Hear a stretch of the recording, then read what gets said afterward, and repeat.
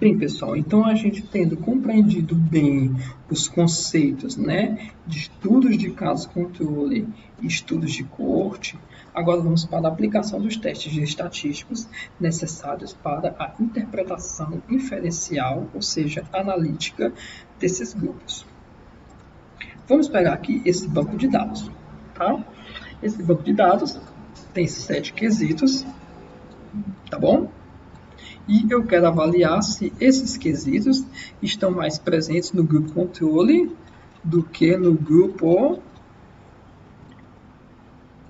caso, tá? Não me importa quem são os quesitos, perfeito? Beleza. O grupo controle, ou grupo caso, eu vou estar falando de um estudo de caso-controle. Se eu disser grupo controle, grupo não exposto e exposto, eu vou estar trabalhando com estudo de coorte. Então, esse exemplo vai servir tanto o exemplo quanto o banco de dados, quanto a forma de analisar, vai servir tanto para os estudos de coorte como o estudo de caso. Quem é que tem que definir isso? O pesquisador no seu desenho de estudo é quem tem que definir o desenho do estudo. Se não é estudo de caso-controle, se é estudo de coorte. Porque nós vamos ver aqui que o SPSS ele solta as análises tanto para o caso-controle como para o coorte. Ele solta os dois.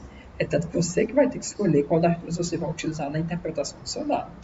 Para aplicar o teste, né, aqui nós vamos falar do teste do Q² e o teste exato de Fisher.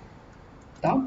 Eu aplico esse teste como? Eu venho em Analyze, Estatísticas Descritivas e Crosstabs. Tá? O grupo ele vem para a coluna, porque numa tabela de contingência eu quero que o grupo fique lá em cima, sendo dividido por colunas. E nas linhas eu vou querer quem? Eu vou querer todos os meus fatores que eu estou estudando. Ok? Se isso for um estudo de caso-controle, eu vou querer os percentuais, né, 0 a 100%, dividido por coluna, porque é o percentual daquela condição dentro dos doentes ou dentro dos não doentes. Se for um estudo de coorte, eu vou querer os percentuais por linha, que é quantas vezes aquela condição está nos expostos em relação aos não expostos. Então, é importante você definir se o seu estudo é um estudo de caso-controle de coorte antes de fazer a análise estatística, porque isso vai mudar totalmente a interpretação dos resultados. O teste vai ser o mesmo. Agora, se você vai considerar o percentual assim ou assim, tá? É o seu estudo que dirá. Então, vamos supor que eu esteja trabalhando com estudo de caso-controle. Eu vou fazer, por enquanto, só da questão 1, tá bom? Então, pensando que esse é um estudo de caso-controle, tá? As variáveis estão lá em cima, ou doentes e sadios, né? Casos e controles. Como o estudo de caso-controle está lá em cima, o grupo caso e o grupo controle está na coluna, eu vou querer a divisão dos percentuais por coluna, dentro de cada coluna, para dentro de cada coluna somar 100%. Tá? Estudo de caso-controle. Continue. Clico em estatísticas, e clico em chi-square, e clico em risco. Tá? Aqui ele vai aplicar o teste do Q² e vai calcular a razão de prevalência. Continue, ok. Vamos lá. Então, dentro desse estudo de caso-controle, tá certo? Tá aqui, olha.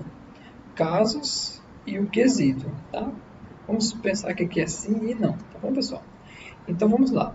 A prevalência de pessoas que têm aquela condição dentro do caso é de 67%. A prevalência de pessoas que têm aquela condição dentro dos controles é o quê? 68%. É um pouquinho maior nos controles do que nos casos. Então, se é um pouquinho maior nos controles do que nos casos, é menor nos casos do que nos controles. Consequentemente, olha, a razão de prevalência vai dar menor do que 1, olha, 0,98.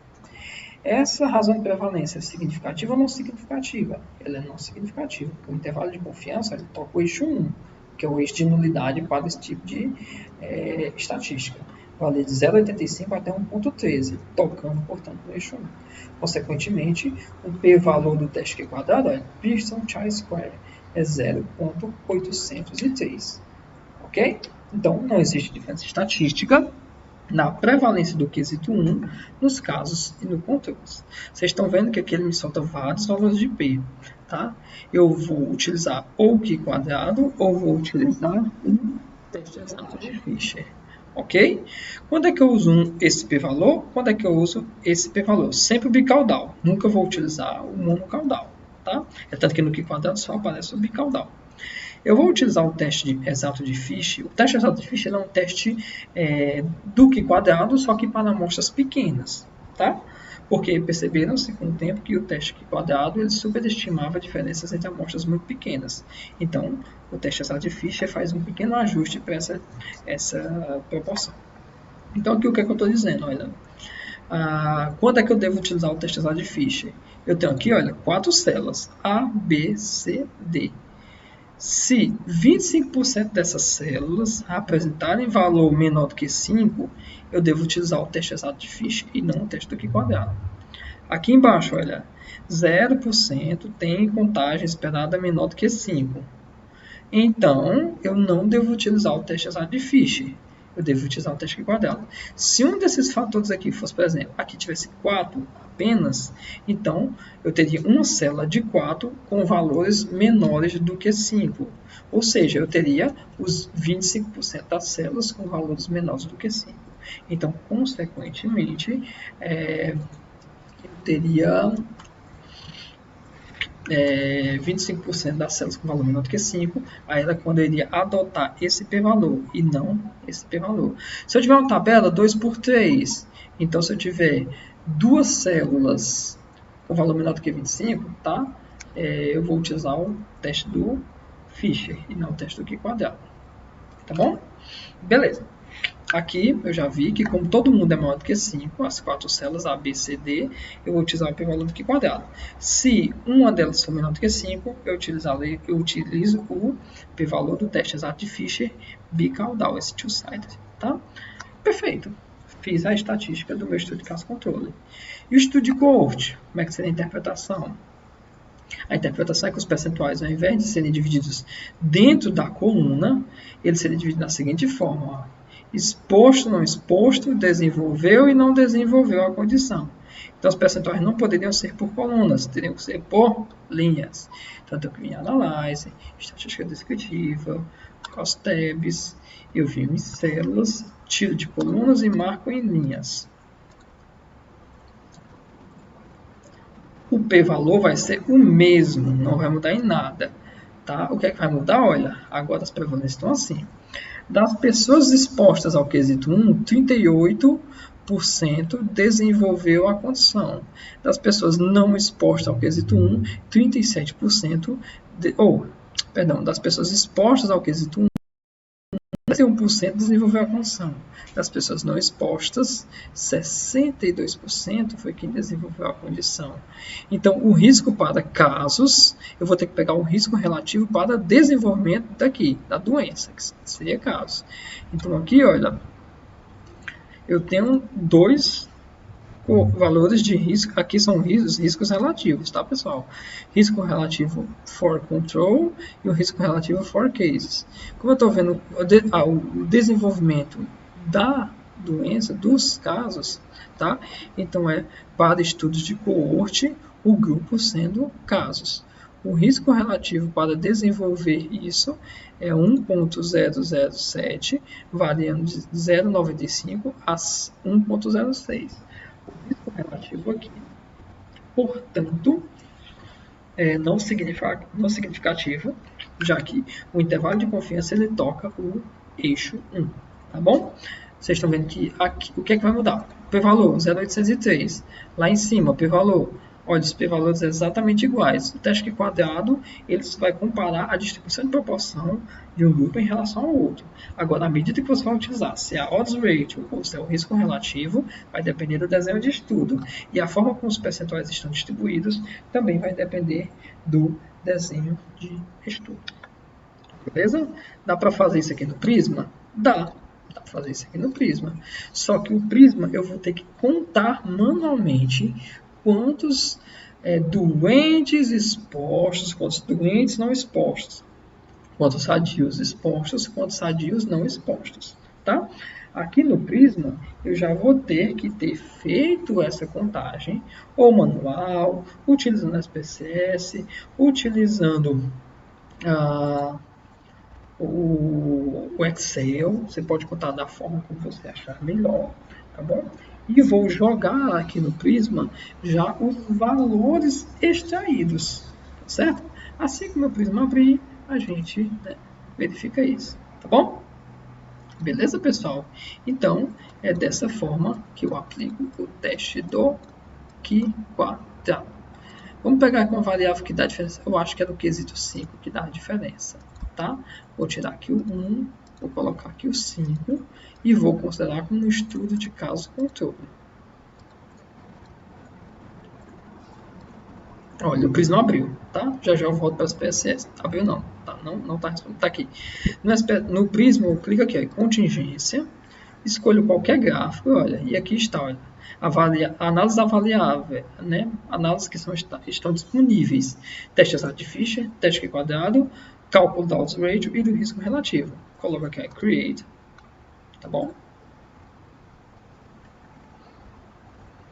E aqui eu vou inserir já os valores, como se fosse uma tabelazinha, olha, mais, menos, mais, menos.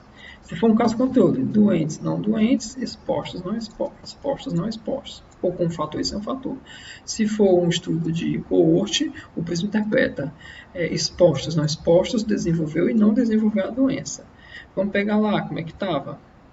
Deixa eu pegar um outro fator que tem dado diferença estatística. Tá? Vamos pegar aqui, olha. O quesito 5 também não deu diferença, porque o p-valor de Q quadrado foi 0,069. Por que eu utilizo esse Q quadrado? Porque aqui não tem ninguém com valor menor do que 5. Se tivesse alguém, a gente utilizaria o teste exato de Fisher. Deixa eu ver se o quesito 6 ele deu diferença.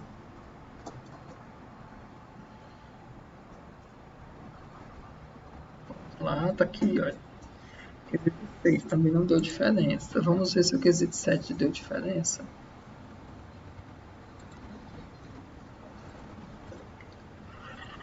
Vou falar logo tudo, né? Para a gente ver se alguém desses quesitos deu diferença estatística. O 1 não deu, o 2 não deu.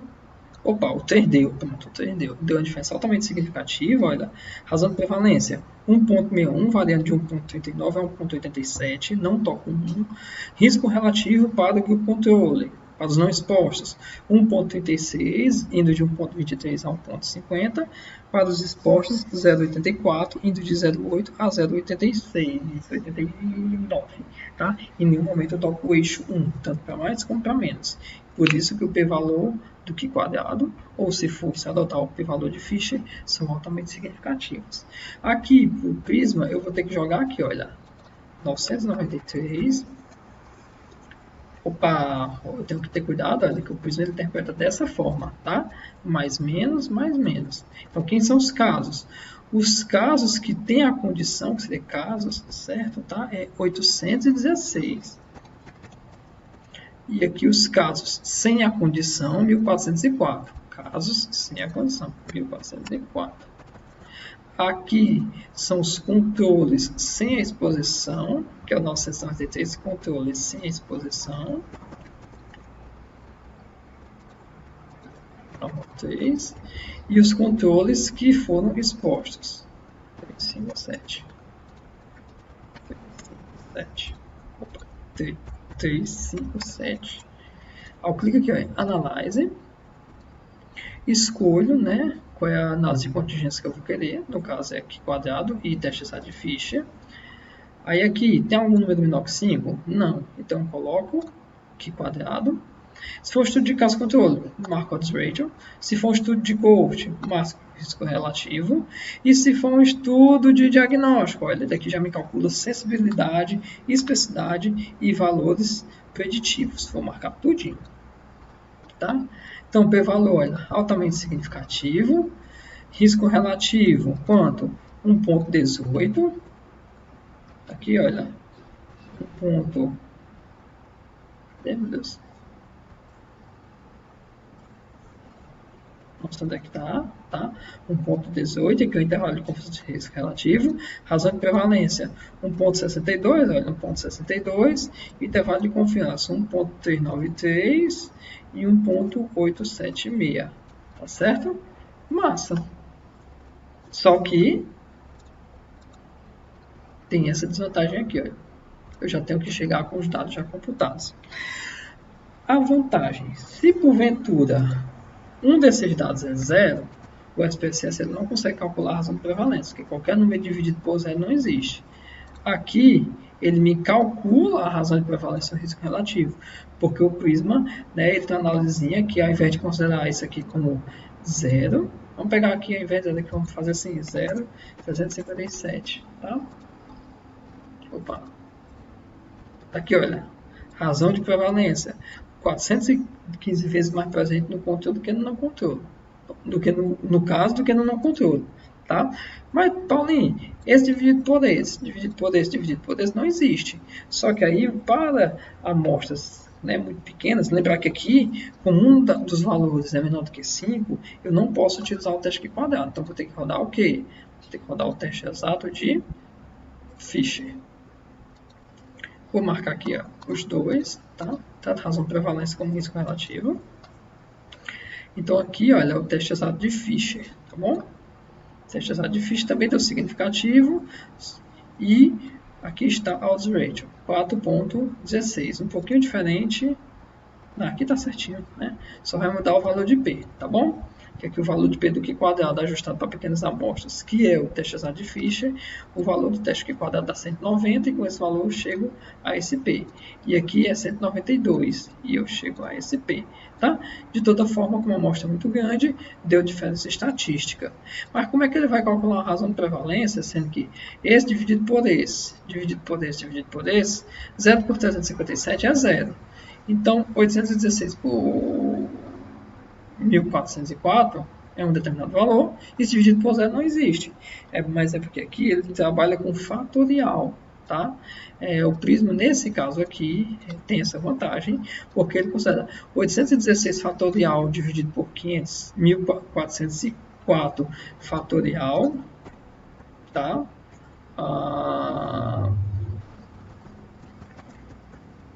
E aqui 0 fatorial dividido por 357 fatorial. Quem se lembrar lá dos fatoriais sabe que 0 fatorial é igual a 1. 1 fatorial é igual a 1.